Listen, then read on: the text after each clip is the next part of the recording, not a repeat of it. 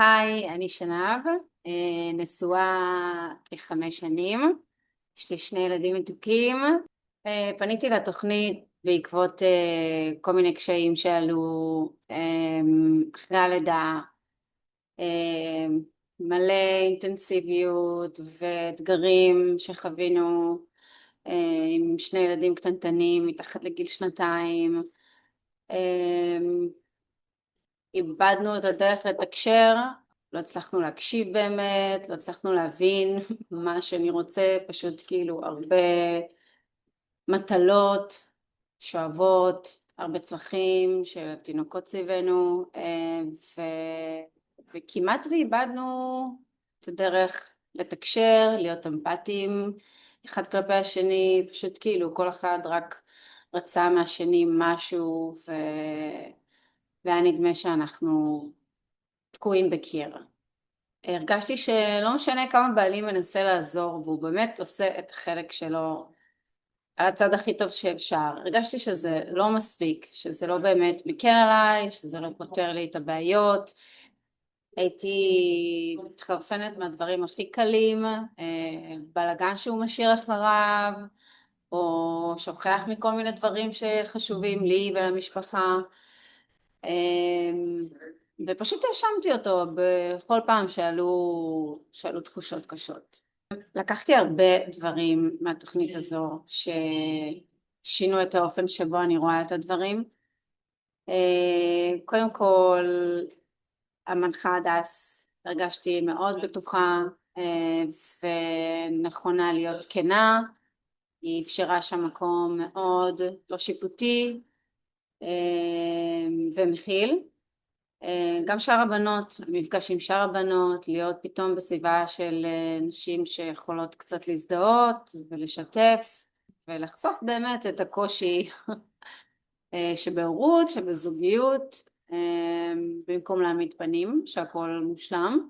היו מפגשים שבאמת הדס שלחה אותנו עם משימות, והוא פשוט היה מחזיר באהבה, בחיבוקים, במשימות שביקשתי לפני חודשים. הרגשתי שכל מה שאני נותנת לו פשוט חוזר אליי ועוד הרבה יותר. כל מה שהיינו צריכים זה פשוט להעלות את זה למודעות ולפנות לזה את הזמן. היה איזה משפט מאוד חזק שהדס אמרה וכל הזמן הייתי חוזרת עליו בינינו בבית, זה שבתחילת הקשר כל אחד חשב מה הוא יכול לעשות בשביל האחר, איך אנחנו יכולים לגרום לאחר שיהיה לו כיף ונעים ומשמח ומרגש, ופתאום זה מתהפך ביחסים, פתאום כל אחד רוצה רק לקחת מהשני ולמה הוא לא נותן לי ולמה אני לא מקבלת.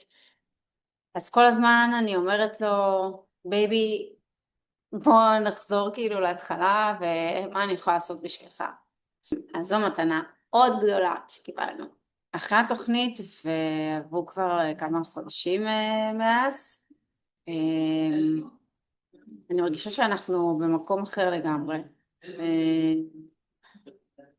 עדיין אין ספק שיש אתגרים וההורות מזמנת הרבה תפעולים שהיום אנחנו עושים אותם יותר כזוג.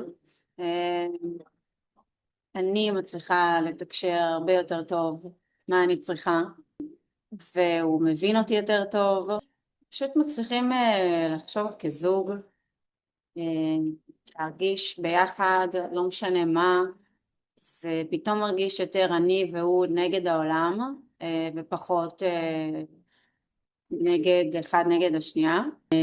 זה הפך אותנו הרבה יותר מחוברים, גם בבית וגם בחוץ. וכמובן הורים הרבה יותר טובים, הורים הרבה יותר סבלניים שמצליחים לתקשר ליד הילדים בהרבה יותר כבוד, עם הרבה יותר כוונה, פחות כאילו שליפות מהבטן ודברים שמתחרטים עליהם אחר כך כמו שהיה בעבר. פשוט זוג יותר חזק.